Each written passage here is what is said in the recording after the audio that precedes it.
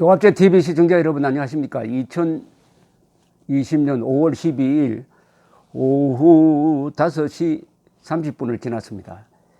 요사이 또 친일, 반일, 종군 위안부 식민지 시대가 아직 안 끝난 것 같습니다. 한국 사람들의 의식 속에서 아직도 일제 식민 통치가 청산이 안 되고 무언가 그 저주에 묶여 있는 그런 느낌이 듭니다. 이것은 정신과 영혼의 문제인데요. 요사이 이 종군 위안부 지원단체에 대한 언론의 폭로가 연일 쏟아지고 있습니다. 일본군 성노예제 문제 해결을 위한 정의기억연대, 줄여서 정의연 이사장이라는 사람이 불투명한 기부금에 대해서는 제대로 해명하지 않고 드디어 오늘부터는 이 유명한 친일 프레임을 다시 끌고 나왔습니다. 이거 언젠가는 가지고 나올 거라고 생각을 했는데 예상한 대로 빨리 갖고 나왔네요. 이 사람은 지금 국회의원 당선자입니다. 윤미향 씨는 자신의 페이스북에서 친일 세력의 부당한 공격 강도가 더 세질수록 저의 평화 인권을 향한 결의도 태산같이 높아질 것이다. 완전히 선언문이네요. 경문입니다. 이어 정의용과 저에 대한 공격은 21대 국회에서 더욱 힘차게 전개될 위안부 진상규명과 사죄, 배상 요구에 찬물을 끼얹으려는 모략극이다라고 주장을 했습니다. 아니, 더 규명할 위안부 진상이 있습니까? 사죄, 일본이 또 할 사죄가 남아 있습니까? 이제는 일본도 사죄 안 한다고 했고 우리도 그것으로 끝난다고 2015년 아베 박근혜 사이에서 합의한 거는 지금 무효가 되는 겁니까? 배상 요구 이거 다 일괄 타결된 것 아닙니까? 그런데 이걸 또 계속 문제를 제기하겠다는 겁니다. 계속. 그럼 한일 관계 계속 나빠지도록 하겠다는 건데, 윤 당선인은 자신에 대한 의혹을 제기하는 언론과 야당에 친일 프레임을 씌웠다고 문화일보가 보도를 했습니다.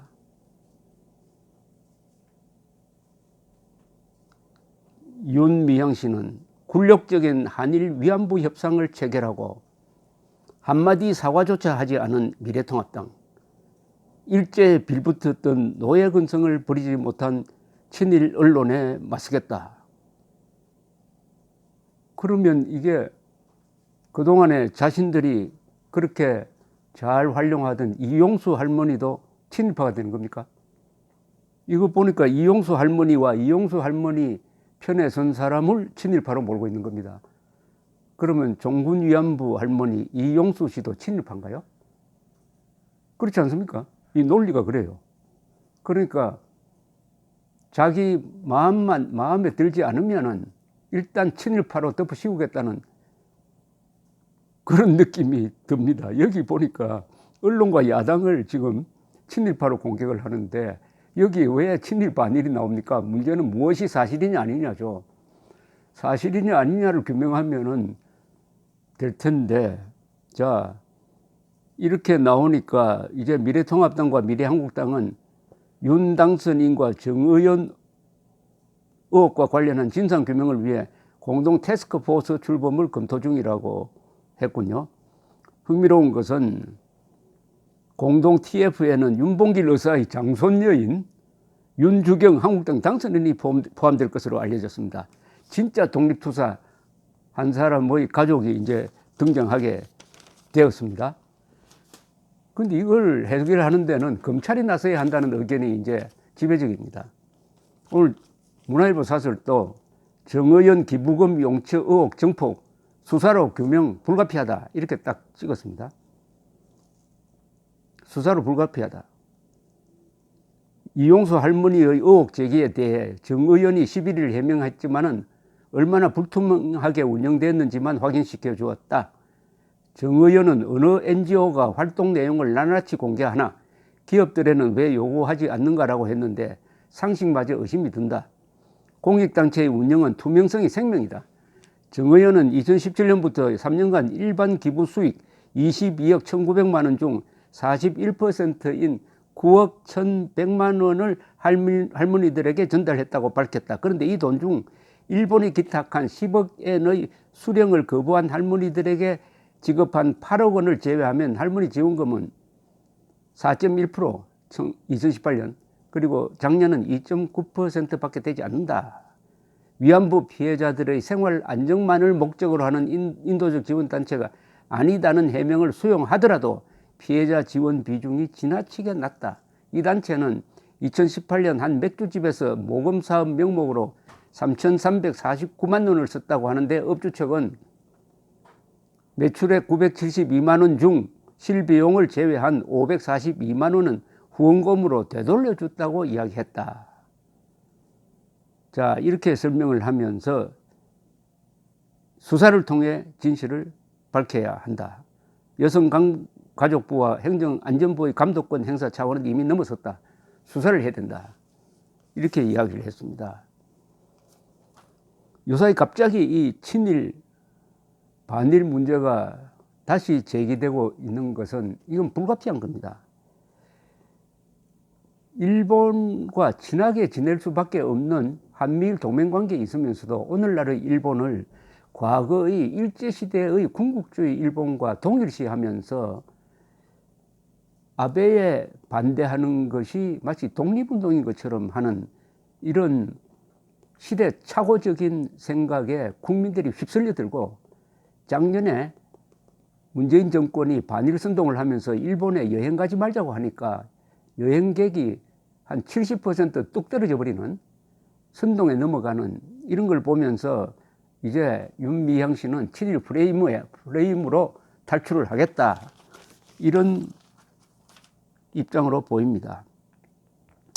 이 구로다 가스히로 상케이신문 서울특파원 출신은 한국에서 한 40년 동안 한국을 가까이서 지켜본 사람인데 이분에 대해서 우리가 책을 하나, 이분의 취재기를 책으로 낸 게 있습니다. 날씨는 맑으나 파고는 높다라는 제목의 책인데 이 책을 제가 편집을 하면서 느낀 바가 있습니다. 구로다 씨 이야기대로 한국은 아직도 식민지에서 완전히 해방된 것이 아닌 것 같다는 이야기입니다.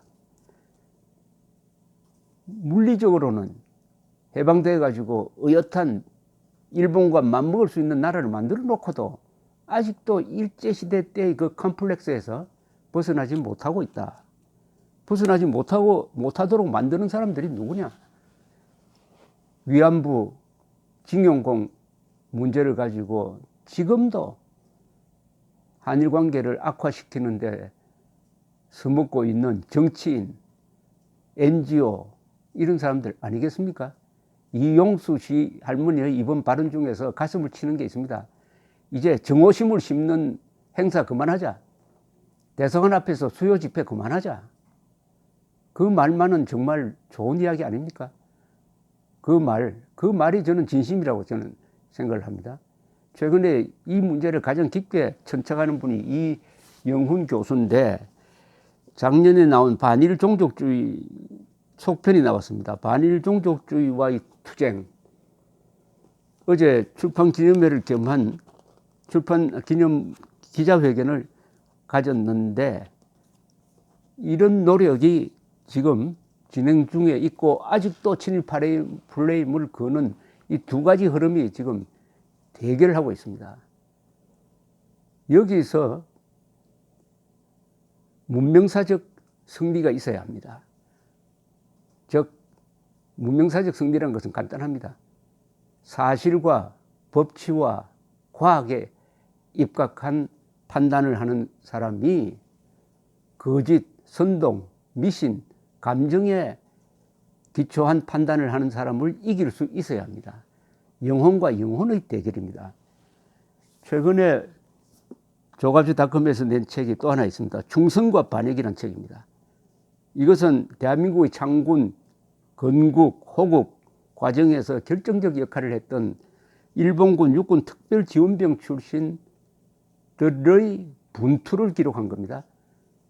이분들이 일본군에 지원해가지고 전쟁 경험을 쌓은 것이 민족 반역의 형태를 빌렸을지 모르지만은 대한민국이 수립되는 과정에서 그 전쟁 기술을 가지고 공산당과 싸워서 나라를 지켜내었다. 민족 반역을 했기 때문에 국가에 충성할 수 있었다 하는 아주 핵심적인 질문을 던지는, 화두를 던지는 이 책, 충성과 반역, 정안기 씨인데 이분이 이번에 또 반일 종족주의와의 투쟁에 필진으로 참석을 했습니다. 그래서 지금 다행히 한국 사회에서 반일 종족주의에 대한 투쟁이 지금 진행되고 있습니다. 지금은 목소리가 뭐 작을지 모르지만은 어차피 이게 문명과 진실편에 서 있으므로 반드시 저는 승리할 것이라고 봅니다. 조가지닷컴에서는 그런 책을 많이 냈는데 음상익 변호사가 쓴 우리나라 자본주의 개척자 중 한 분인 김성수, 동아일보 김성수 사장의 동생 되는 분이죠. 김면수 씨의 일대기를 쓴 책이 친일 마녀 사냥입니다. 친일 마녀 사냥. 1권, 2권으로 되어 있습니다. 이 책은 민족 기업인으로 추앙을 받던 김면수 씨가 어떻게 요사이 와가지고는 민족 반역자로 몰리고 있느냐. 이런 역사 조작에 분노한 한 변호사가 자신이 변론했던 것을 자료를 모아서 쓴 책입니다. 우리는 지금 이 윤미향 씨류의 이런 난폭한 친일 프레임으로서 애국자를 죽이고 있습니다. 박정희를 친일파로 몰고 있습니다. 김면수와 같은 저 애국 기업인을 친일파로 몰고 있습니다. 백선엽 장군처럼 대한민국을 구한 다부동 전투의 영웅을 친일파로 몰고 있습니다. 한편 김일성, 김정일, 김정은, 김원봉 이런 진짜 민족 반역자는 친일 프레임으로 덮어주고 있습니다. 그래서 이게 종족 반역주의, 반일 종족주의가 바로 이겁니다. 반일 종족주의와의 투쟁에서 이번 정의연 사건, 정의기억연대의 그 문제점은 우리 국민들에게 하나의 기회를 주고 있습니다. 반일 프레임, 반일 종족주의에서 벗어나지 않으면 대한민국은 국가를 운영할 수가 없습니다. 국가를 민족이라는 이름으로 국민을 파괴하고 민족이라는 이름으로 국가를 파괴하는 이런 만행을 이제 종지부를 찍어야 합니다. 그러려면 우선 사실관계가 분명해져야 되니까 검찰이 이번에 수사를 해서 종군 위안부들이 이용당했느냐, 과연 이용당했느냐, 앵벌이처럼 이용당했느냐 아니냐에 대한 사실 규명이 필요하게 되었습니다. 반일 종족주의와의 투쟁은 앞으로 계속되어야 합니다. 감사합니다.